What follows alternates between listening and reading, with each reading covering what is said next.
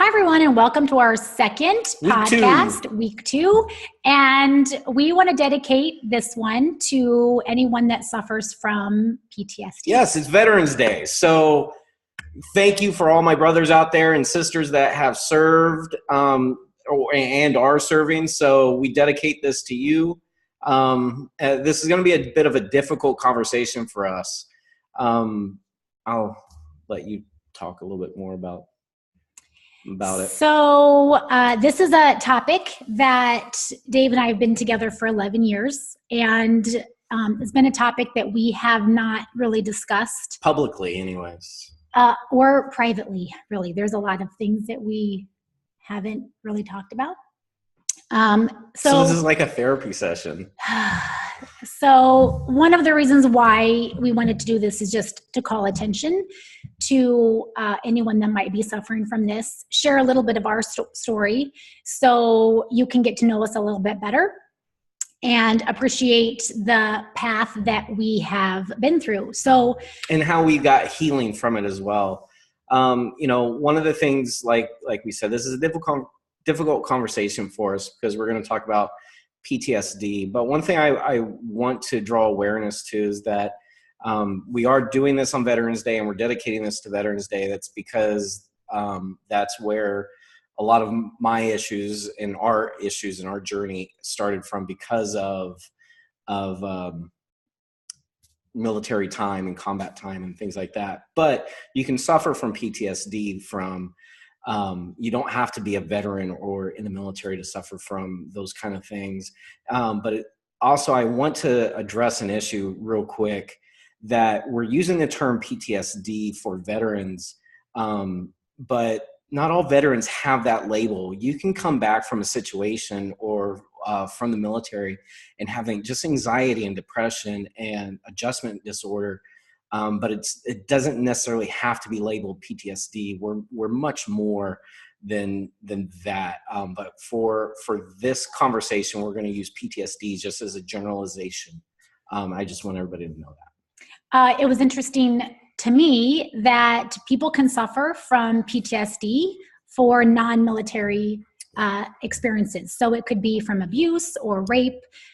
Some women have PTSD after an abortion, or they give their baby up for adoption, accidents, being bullied. There's a lot of things that can trigger traumatic experiences. So this is also to anyone that's suffering from any sort of traumatic experience that they need to find healing from. So I want to start off. This is going to be really emotional for me because I don't think that I've ever really honored what he went through, and this is why we don't talk about it, because I'm going to be a mess, and I've never really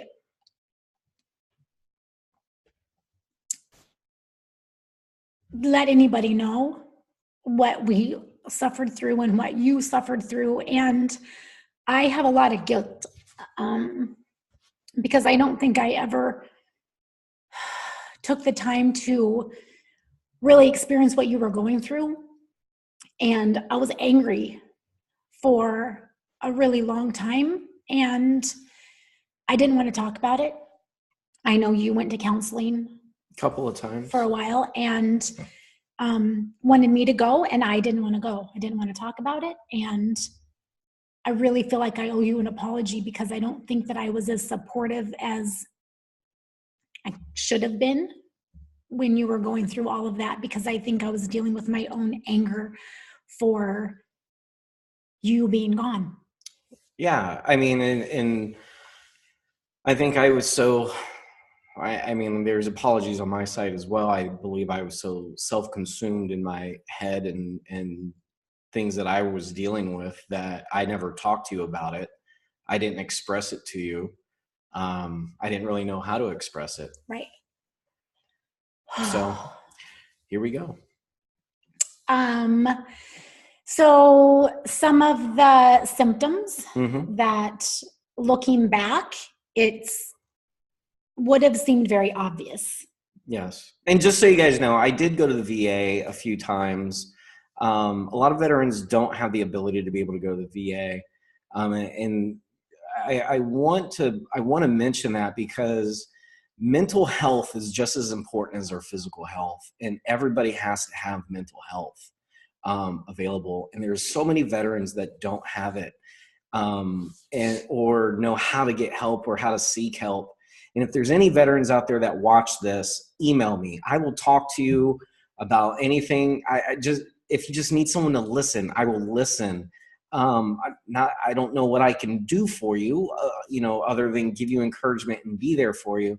But I reach out to you. And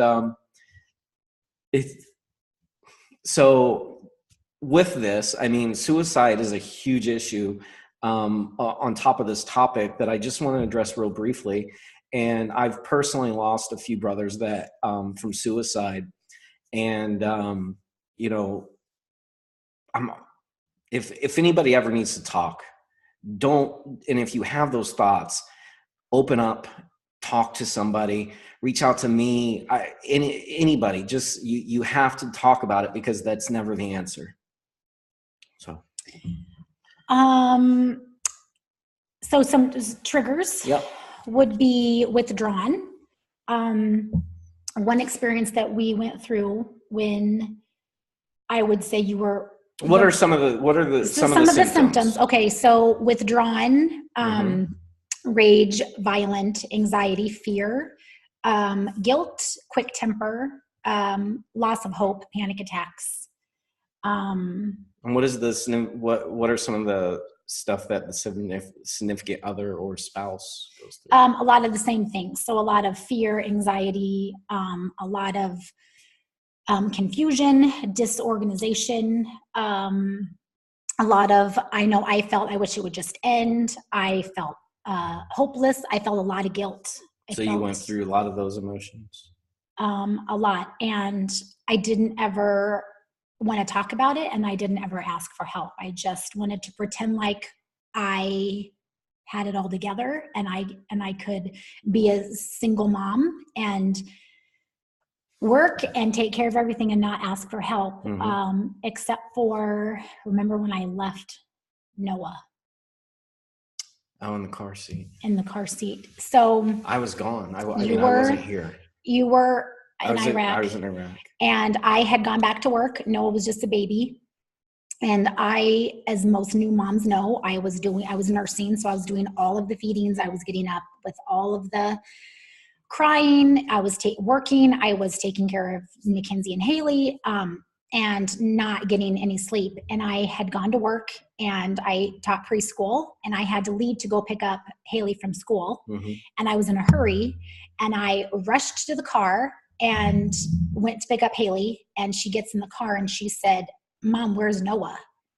I had left him buckled in his little car seat, sitting on the table at the preschool. And luckily my dad was upstairs. And so he was able to go down and sit with him until I got back. But I remember calling you, and I had like a major breakdown. And I said, I can't do this anymore. Like, I can't take care of these kids. Like, I'm a horrible mother. I had horrible guilt that I thought I was going to get my kids taken away because I left him in his car seat. And I feel guilty because I was so worried about my own emotional state, and I was so angry at you, and I didn't even care how you were feeling. It was all about me and what I was going through and how I was put out.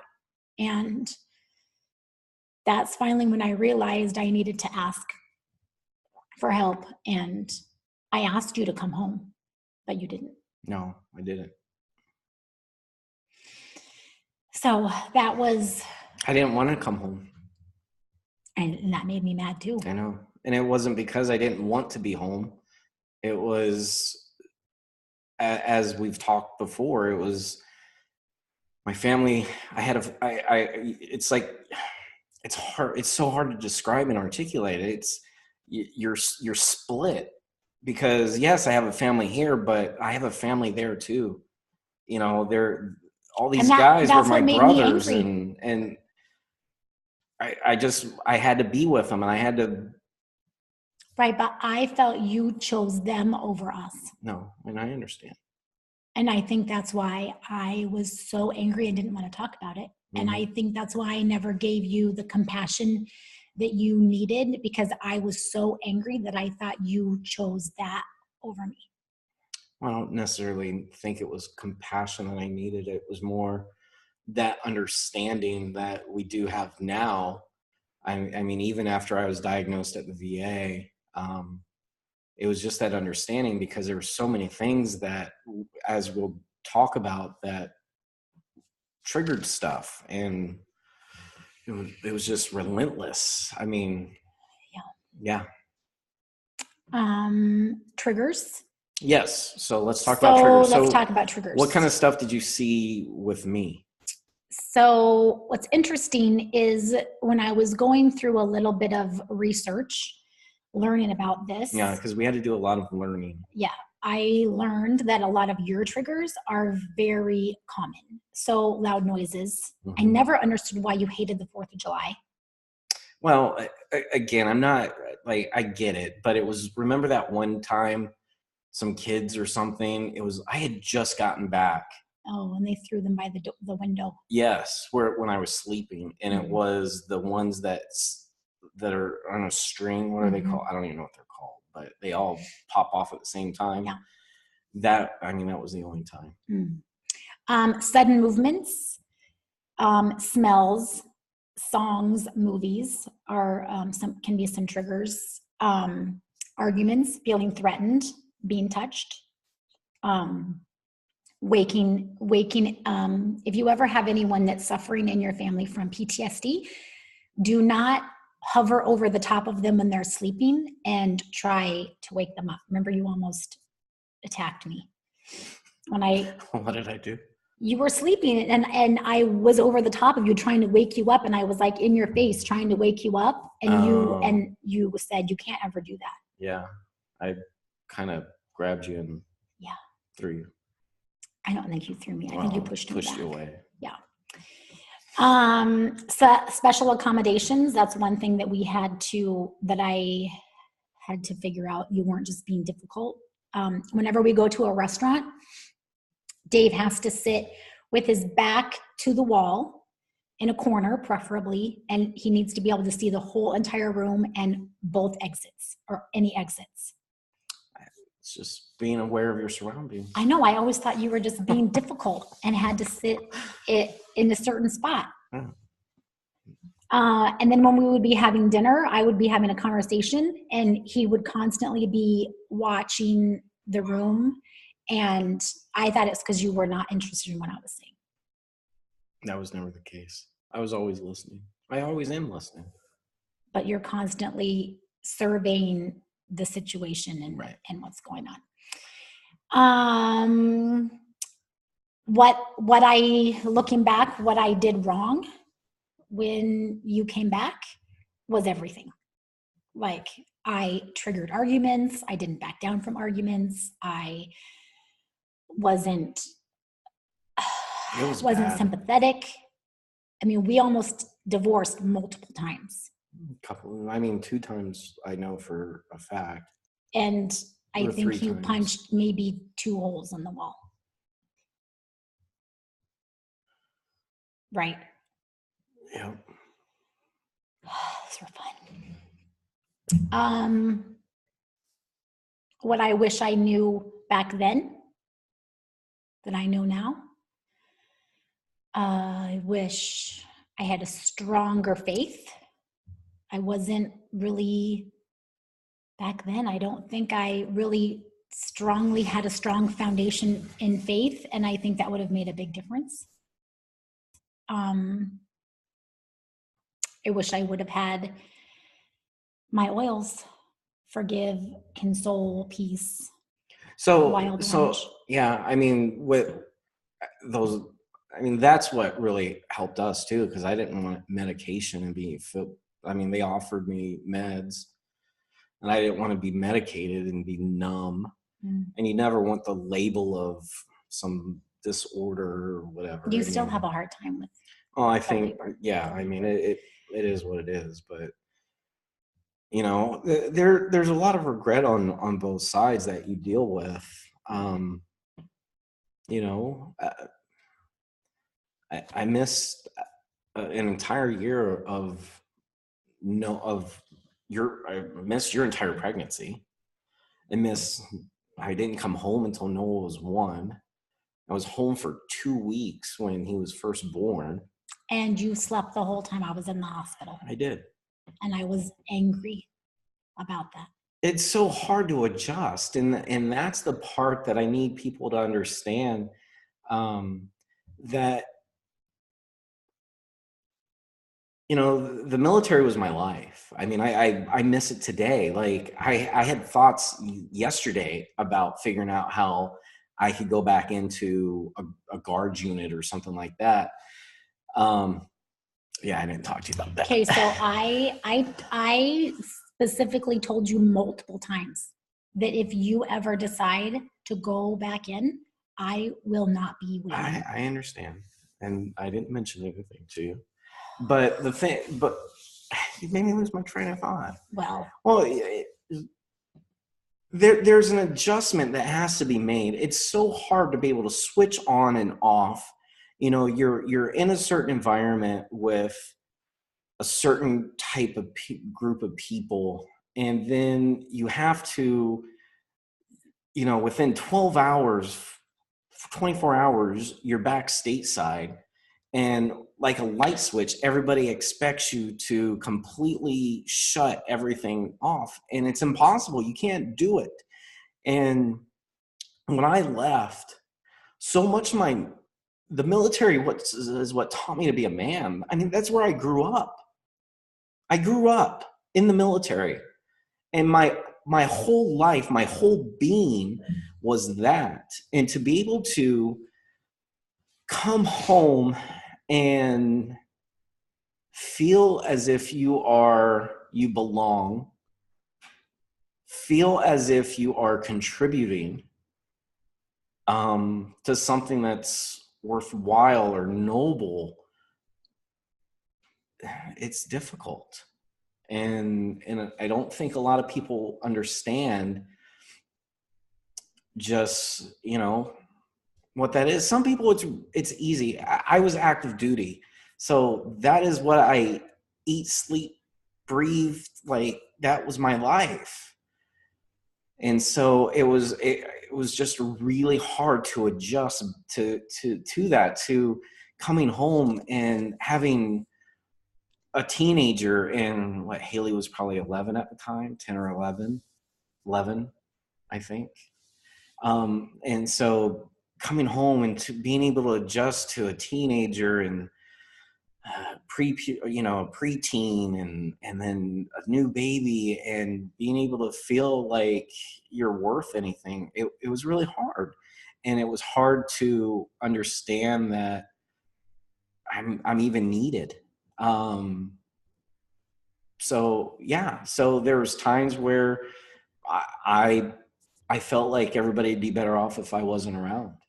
That my anything I have to contribute is really kind of pointless now, and that was extremely difficult to deal with.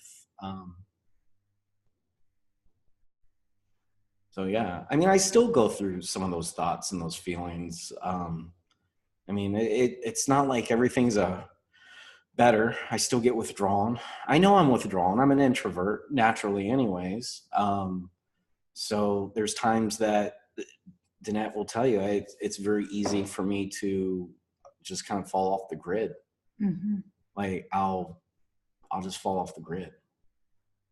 I think one thing that's helped us is me learning what flaws you have and what I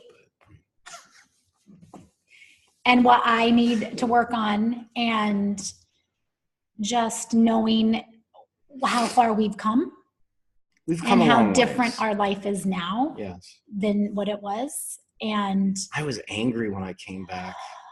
I know. I was so, because I craved being back there, because that's where I, not that I didn't want to be here. And so that's the part that's so ironic about it. It's not that I didn't want to be here. Right, because when you were there, you would talk about how much you wanted to be home, Yeah, and then you when you miss were home home, and you wanted to go back. yeah. So I think now we are very grateful for, I think our marriage is stronger knowing what we went through, Right. and that we were able to make it and joke about it. Yeah, we And still struggle. We still have our arguments. We still have our fights and stuff like that. But I think, one of the things that and it's hard. One of the things someone told me, an older vet that I was working with, he was a Vietnam vet. And one of the things he reminded me, he's like, so if you have a spouse that's not really understanding, and that's kind of how it was when I first got back, he said, think, if you start to feel it, if you start to feel a situation that things are going to escalate, think about that you're watching a TV and you just don't like the channel, and just change the channel, which means change your thinking and just move on to something else. Just leave the situation, just change the channel before you react. And it was after I punched the hole in the wall, is when I had that conversation with him. And he was a great guy. Because walking away from a situation might piss somebody off at that moment, but it's going to cause a lot less damage to a relationship and to everybody else around you, versus punching a hole in the wall or screaming and hollering. So, yeah, it's tough. We talk about smells. so do you want to give advice to someone that's suffering from PTSD, what they can do? Yeah, so for me, again, it's being very cognizant and be very aware. Danette will tell you I don't drink much because I'm afraid of losing control of myself. Not violent or whatever, just if I would get into this self-pity or this mind funk, to where I would just keep drinking, or that would escalate into something else. So I don't drink much. Because I always want my mental faculties to be there. And so I guess that if I was to give someone suggestions is, keep control of your mental faculties, be very cognizant of your actions and your thoughts, and be very self-aware of your, be very self-aware, muscle memory, basically. I use essential oils daily, because they have an effect on, calming effect and helping you sleep.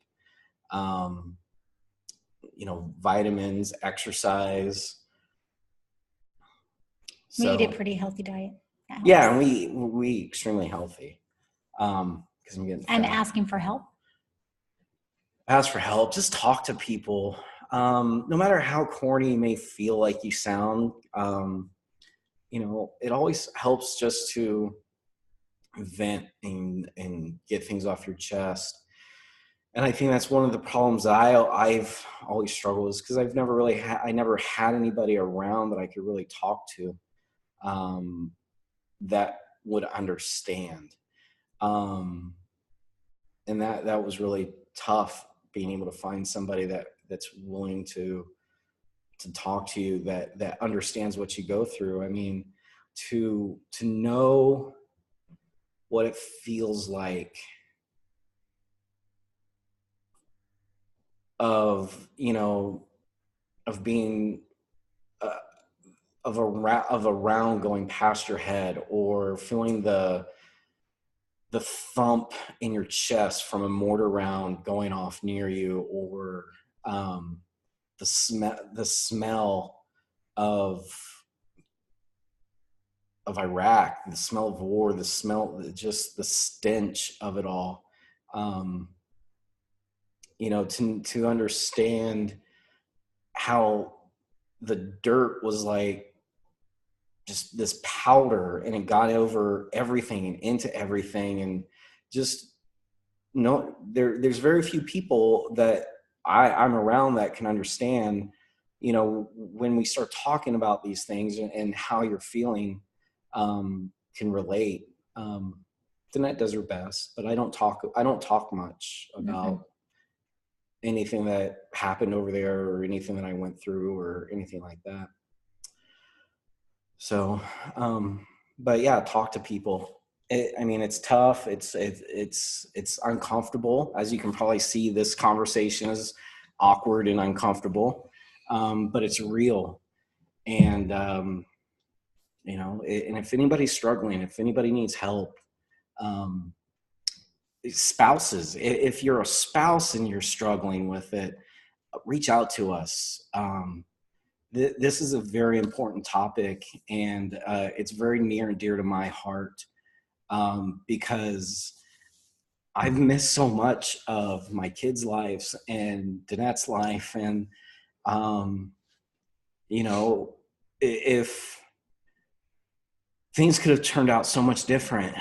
Danette, I mean, I was, what, 3.5 years ago, 4 years ago, we were most likely going to get divorced. I mean, it was, she was on a roller coaster of emotions. I was on a roller coaster of emotions. It was getting really bad. So, you know, there's a lot, I don't ever regret being over there, doing what I did. I loved it. That's the weird part. But do I regret missing in the first year of my son's life? Yeah. Do I regret that I literally have very little what's the word I'm looking for? Remembrance of Noah being born. Recollection of Noah being born. I sort of remember being there, but I don't remember. You know, I remember coming home and the girls, and trying to fit in and not understanding what to do, the hopelessness that you feel about it all, especially trying to find a job. That I struggled with that as well when I first got back, because that's another thing veterans, some veterans have to deal with too, is because your career field doesn't really relate to a civilian job. And you've had millions of dollars invested in you, and you know you can do a certain task or a certain job, and so many people, you led 20 people in a combat, strong teams, but your civilian career fields don't really add up, and people don't really, unless you have a degree and things like that to back you. So yeah. So this, as you can tell, was not the normal Dave and Danette that most people know. No, the next ones will be a lot more, because you're usually cracking jokes. Lighthearted, yeah. I'm usually annoyed, but we really felt that to love us, you need to know all of the issues, all of the baggage that we carry. And in the first video, when we first started this, you know, we dedicated and that we would show the good, the bad, and the ugly. And this part was the ugly. But I'm so happy about how we've been able to overcome it. yes, we still have our struggles, but I do feel we've overcome it, and you know, we know the path forward. Yeah. So there's a lot of regret, and Danette, I'm sorry for, the stuff that you felt and had to deal with as well. But, I think it made us stronger in the end. So I think that's good. Okay. Thanks, guys, for everything. Happy Veterans Day to all my brothers and sisters out there. God bless you all. And if spouses are watching this, if a soldier's watching this or a vet is watching this, and if you just need someone to listen, please contact us. So thank you very much.